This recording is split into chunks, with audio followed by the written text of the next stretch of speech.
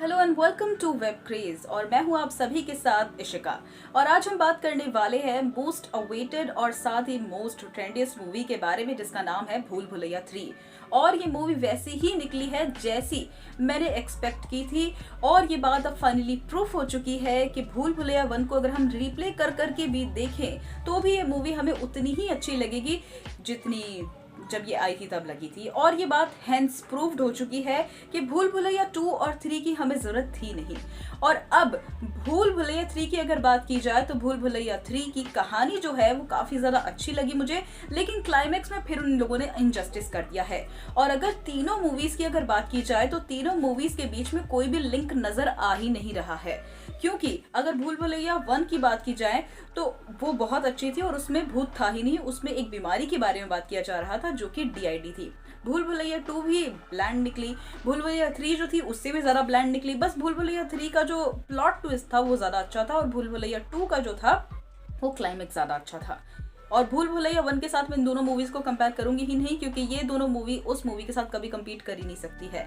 वहीं अगर भूल भुलैया 3 की बात की जाए तो भूल भुलैया 3 में काफी सारी जो कैरेक्टर्स हैं उन्हें ऐड तो किया गया है, बट सारे पंचेस लेम है, सारे जोक्स जो है उन पे हंसी नहीं आ रही है। और जो कैरेक्टर्स है उन्होंने बहुत कोशिश करी है कॉमेडी का तड़का लगाने की, लेकिन बिल्कुल भी भूल भुलैया 1 की तरह नहीं है। वहीं अगर बात की जाए मूवी के मेन कैरेक्टर्स की तो विद्या बालन का कैरेक्टर बहुत अच्छा है। माधुरी दीक्षित को ट्रेलर में जब मैंने देखा था तभी मुझे लग रहा था कि इस कैरेक्टर को मूवी में क्यों ही रखा गया है। और मूवी देखने के बाद भी मेरे दिमाग में जो सवाल था वो यही है कि इस कैरेक्टर को मूवी में क्यों रखा गया है। क्योंकि अगर भूल भुलैया 3 में अगर माधुरी दीक्षित जी का जो कैरेक्टर है वो नहीं भी होता तो भी मूवी चल ही जाती, वो बस एक्स्ट्रा एड ऑन कर दिया गया है जिसका कोई तुक नहीं बन रहा है। वहीं अगर बात की जाए कार्तिक आर्यन की तो अगेन स्पॉइलर अलर्ट, उनका कैरेक्टर जो था वो अच्छा दिखाया गया है। और इस बार मंजुलिका कौन है ये सवाल जो था वो बिल्कुल बहुत ज़्यादा ही कह लीजिए कि उतना ज़्यादा सस्पेंस नहीं क्रिएट कर पाए, क्योंकि मूवी की स्टार्टिंग में ही पता चल गया था, थोड़ा सा हिंट मिल गया था कि क्या होने वाला है। जब ये पता चला था कि जो मंजुलिका और अंजुलिका का जो भाई था देवनाथ, उसकी शक्ल कार्तिक आर्यन से मिलती है। और एंड में जाकर यही होता है कि भूत असलियत में राजकुमार देवनाथ का ही निकलता है, देवेंद्र नाथ का ही निकलता है। और अंजुलिका और मंजुलिका जो थी वो दोनों मिलकर अपने भाई को जो है एक षड्यंत्र में फंसाया था उन दोनों ने।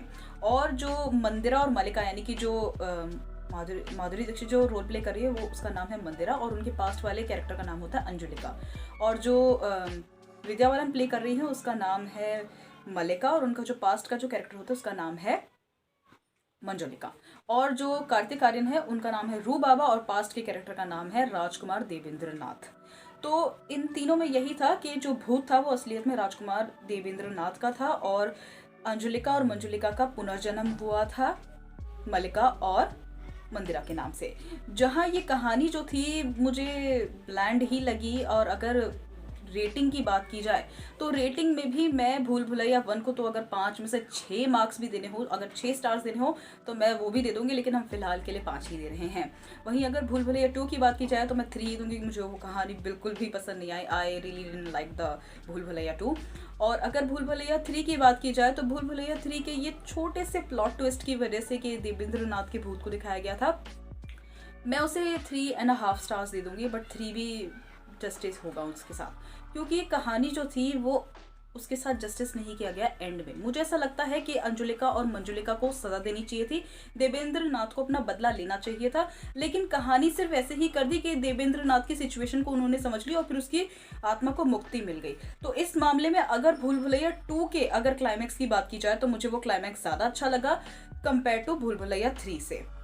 वहीं अगर बात की जाए कि कार्तिक आर्यन के कैरेक्टर की तो कार्तिक आर्यन ने अपने कैरेक्टर के साथ जस्टिस करने की बहुत कोशिश की, but no one can beat R Aditya Srivastava. वहीं अगर बात की जाए तृप्ति डिमरी के कैरेक्टर की तो एक सीन ऐसा होता है कि जो मंजुलिका होती है वो रू बाबा का ध्यान भटकाने के लिए मीरा को पोसेस्ड कर देती है और फिर मीरा जो होती है वो तेल लेकर आती है बहुत सारा और अपने ऊपर तेल डाल लेती है और ऐसे लाइटर दिखाती है और कहती है कि मैं खुद को आग लगा लूंगी।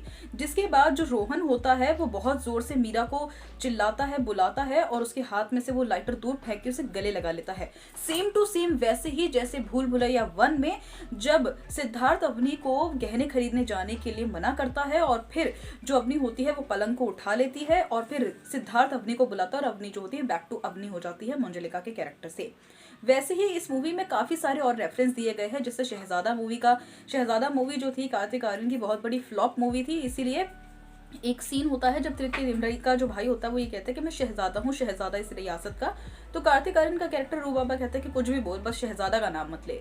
जिसके साथ ही मूवी के एंड में जो मंजुलिका और अंजुलिका होती है वो दोनों ये बताती है कि उन दोनों को हमेशा से ही बचपन में ऐसे ख्याल आते थे इस महल को लेकर और उन्हें ऐसा लगता था कि कुछ ना कुछ तो कनेक्शन उनका है। और वही माधुरी दीक्षित जो थी असलियत में वो महल खरीदने आई ही नहीं थी, वो एक पुलिस ऑफिसर थी जिनका नाम था ACP राठौर, जो कि रू बाबा को पकड़ने के लिए आई थी क्योंकि रू बाबा ने बहुत सारे फ्रॉड करे हैं शहर में। तो वहीं अगर इन तीनों मूवी को रेट करने की बात की जाए तो मैंने तो अपनी रेटिंग्स दे दी है कि मैं भूल भुलैया 1 को 5 में से 6 मार्क्स भी देने हो तो मैं दे दूंगी। भूल भुलैया 2 को मैं दूंगी 3, भूल भुलैया 3 को मैं दूंगी 3.5, सिर्फ और सिर्फ जो राजकुमार देवेंद्र नाथ वाला प्लॉट था उसकी वजह से। आप कितनी रेटिंग्स देंगे भूल भुलैया इन तीनों फ्रेंचाइजी को, प्लीज़ कमेंट कर ज़रूर बताएं। मैं आपके कमेंट्स का बहुत ज़्यादा इंतज़ार करती हूँ और मिलते हैं एक नई मूवी के रिव्यू में, एक नई मूवी के कह लीजिए कि कुछ और ऐसे फैक्ट्स और डिटेल्स में जो आपने मिस कर दी होंगे। आप प्लीज़ मुझे कमेंट कर ज़रूर बताइएगा कि आपको ये रिव्यू कैसा लगा और आपको भूल भुलैया 3 कैसी लगी है। तो मिलते हैं अगले रिव्यू में, अगली मूवी एक्सप्लेनेशन में, या फिर कोई ऐसी चटपटी मज़ेदार न्यूज़ के साथ जिससे आपको बहुत ज़्यादा ही और एंटरटेनमेंट का तड़का ज़रूर मिलेगा। तो मिलते हैं अगली वीडियो में, तब तक के लिए bye bye and please do like, share and subscribe our channel web crease.